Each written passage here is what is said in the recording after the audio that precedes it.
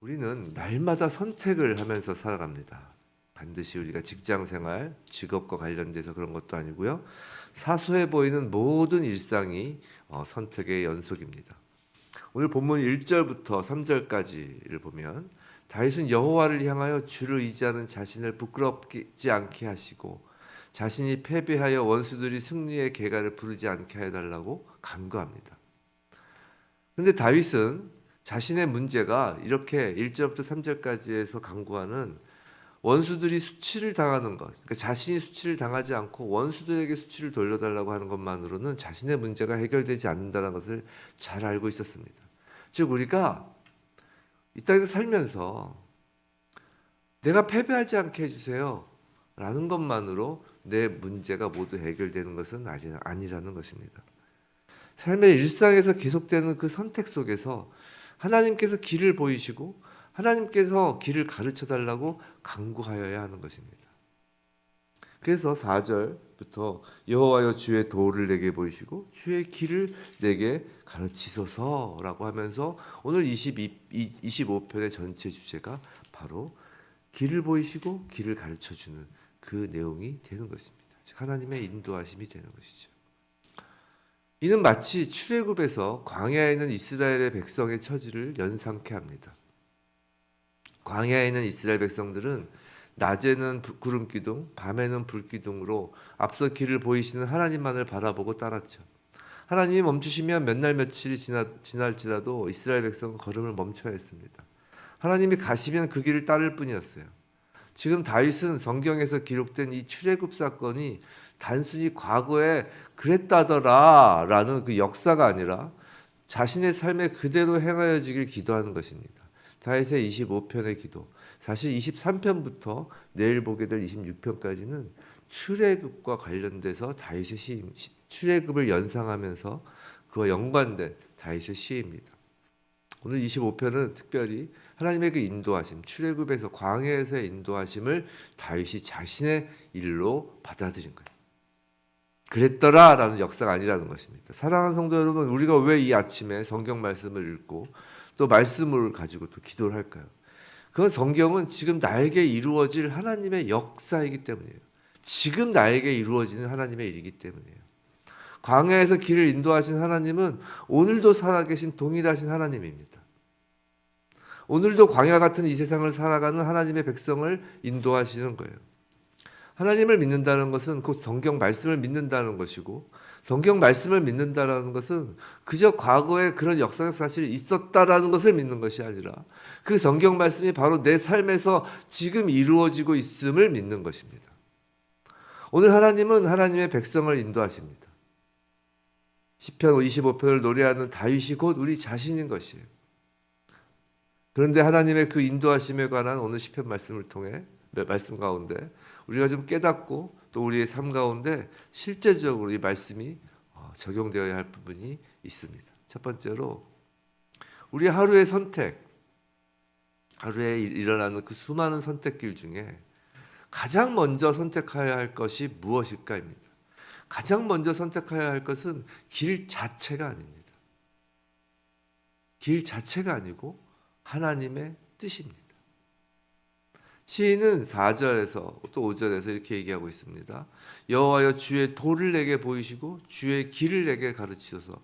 주의 진리로 나를 지도하시고 교훈하소서. 주는 내 구원의 하나님이시니 내가 종일 주를 기다리나이다 라고 합니다. 여기서 중요한 것은 주의 도, 주의 길, 주의 진리입니다. 즉 주의가 중요한 것이에요.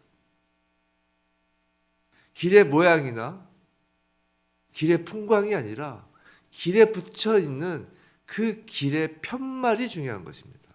우리가 길을 찾을 때 두 갈래길이 있을 때 무엇으로 길을 옳은 길인 것을 찾나요? 그 길 표시판을 보고 찾잖아요. 그 길이 아무리 아름다운 꽃길로 되어 있고 금으로 그 길이 휘황찬란하게 놓여 있다고 해도 그 편말에 주라는 편말이 없으면 그 길은 잘못된 길인 것이에요. 그 길이 아무리 험악한 길이고 정말 사망의 음침한 골짜기와 같은 길이라 하여도 그 길에 주 예수 그리스도라는 편말이 있으면 그 길이 우리의 길이어야 하는 것입니다. 다른 그 어떤 것도 아니라 오직 주의 길, 주의 뜻을 선택하는 것이. 특히 나의라는 데 주관적 의지나 바램을 선택하지 않는 것이 가장 먼저 중요합니다. 둘째로 하나님의 길을 알고 그의 진리를 배우고 싶다면 무엇보다 먼저 성경을 습관적으로 읽어야 합니다. 시인은 10절에서 여호와의 모든 길은 그의 언약과 증거를 지키는 자에게 인자와 진리로다라고 하는데, 하나님의 그 언약과 증거는 바로 이 성경에 다 담겨 있는 거예요. 하나님의 언약과 증거가 하늘에 번개에 있지 않다는 거예요. 그 예수님 때도 계속 예수님에게 바리새인과 서기관들이 그 사인을 보이라고 하잖아요. 사인을. 예수님이 보일 사인은 요나밖에 없다 이제 요나밖에. 다 성경에 있는 거예요. 성경에. 요나의 표적밖에 보일 게 없다 그랬죠. 우리의 모든 언약과 증거는 다 이 성경에 담겨 있습니다. 이상한 데 가서 진리를 찾지 마세요. 성경 말씀을 규칙적으로 또 습관적으로 읽지 않고 하나님의 인도를 구한다는 것은 우물에 가서 숭늉 찾기와 같습니다. 우물에 가서 숭늉 찾기와 같아요. 하나님을 선택하기로 결정하였다면 우리 손에는 세상의 그 온갖 책들보다 우선적으로 이 성경이 들려 있어야 하는 것입니다. 세 번째, 하나님의 인도하심과 관련해서 우리 죄를 하나님께 고백하고 하나님의 자비를 구함으로 하나님의 인도하심을 받아야 합니다. 즉 회개가 있어야 돼요. 시인은 7절에서 여호와여 내 젊은 시절의 죄와 허물을 기억하지 마시고 주의 인자하심을 따라 주께서 나를 기억하시되 주의 선하심으로 하옵소서라고 합니다. 또한 11절에서 여호와여 나의 죄악이 크오니 주의 이름으로 말미암아 사하소서라고 합니다. 또 18절에 나의 공고와 환난을 보시고 내 모든 죄를 사하소서라고 기도합니다. 성도 여러분, 우리가 하나님 앞에서 죄 문제에 정직하지 않으면 마음속에서 하나님의 인도하심을 향한 그 문이 열리지 않습니다. 왜냐하면 자기 합리화가 되기 때문에 그래요. 우리가 우리의 죄를 하나님 앞에 정직하게 고백하지 아니하면 그 죄를 우리는 스스로 자기 합리화하는 버릇이 있어요. 자기 합리화를 하면 하나님을 향한 문이 열리지가 않는 거예요. 나를 향한 문만 열리는 거죠. 그 자기 합리화는 하나님의 인도하심을 막습니다. 아주 매우 강력한 장벽이 되는 거예요. 하나님께 죄 사함을 받으면 우린 자신을 정당화하려는 노력에서 자유로워질 수 있습니다. 그 자유함, 그렇게 죄로부터 자유하게 된 자가 바로 하나님의 인도하심을 따르는 것입니다. 마지막으로 네 번째, 하나님과 사람들과의 관계에서의 그 온유함, 성실, 정직은 이 하나님의 인도하심을 위한 통로이자 인도하심의 결과입니다. 자, 우리가 하나님의 인도하심을 따른다고 합니다. 자, 무엇을 위하여 따르는 것일까요? 우리가 삶 속에서 선택을 합니다. 무엇을 위하여 선택을 하는 것일까요? 시인은 9절에서 온유한 자를 정의로 지도하시며 온유한 자에게 그의 도를 가르치시로다라고 합니다. 또한 21절에서 내가 주를 받아오니 성실과 정직으로 나를 보호하소서라고 합니다. 이 21절이 좀 이해가 잘 안 될 수 있는데 21절을 원문에 따라 직역하면 이래요. 성실과 정직으로 나를 보호하소서 이런 것보다 성실과 정직 자체가 나를 보호한다는 거예요. 성실과 정직이 나를 보호하게 하소서라는 말이에요. 즉 우리가 모든 영역에서 일관성 있는 성실과 정직을 보일 때 그것이 나를 지킨다는 거예요. 우리는 온유하며 겸손할 때 하나님의 인도하심을 방해하는 우리의 방어적 태도를 극복할 수 있어요. 우리가 온유하지 않고 겸손하지 않으면 절대 하나님의 인도하심을 따를 수 없습니다. 기본적으로 하나님의 인도하심을 따른다는 것 자체가 온유함과 겸손함이에요.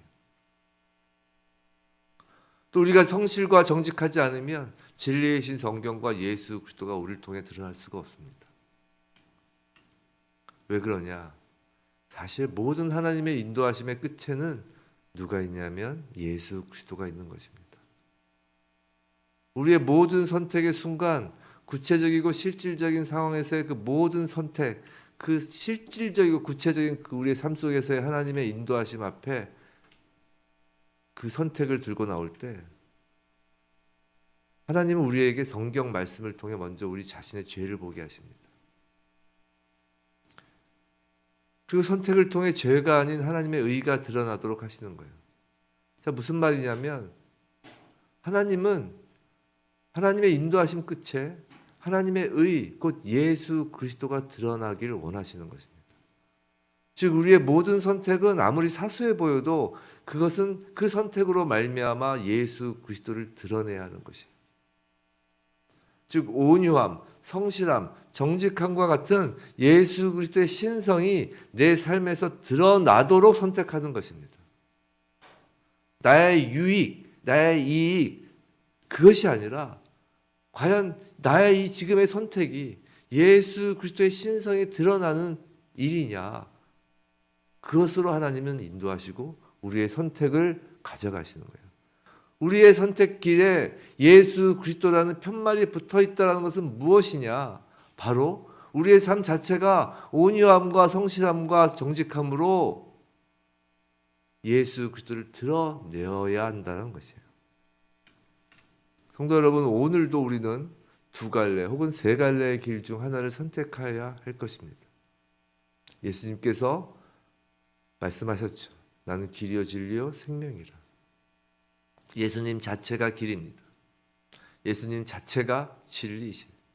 예수님 자체가 생명이십니다. 성도 여러분, 우리는 그리스도인이라고 불리웁니다. 그리스도인, 즉 길이신 그리스도, 즉 그리스도가 우리의 유일한 길인 사람들입니다. 그렇기 때문에 사실 선택의 문제가 아닙니다. 우리가 말씀을 보면 우리 앞에 놓인 선택이 있는 것 같은 그 길 가운데 우리의 팻말을 확연히 보입니다. 그건 선택의 문제가 아닙니다. 믿음의 문제, 신앙의 문제인 것이에요. 날마다 그리스도인으로 살 것인지 아니면 무늬만 그리스도인이고 사실상 비그리스도인처럼 살 것인지의 문제입니다. 우리는 그리스도인입니다. 날마다 말씀을 통하여 또 날마다 그 말씀에 비추인 나의 모습에서 회개를 통하여 그리고 예수 그리스도의 그 모습을 바라보며 예수의 길을 따르는 그 그리스도인으로서 오직 길이신 예수만 따르는 우리 모두이길 주님의 이름으로 축원합니다.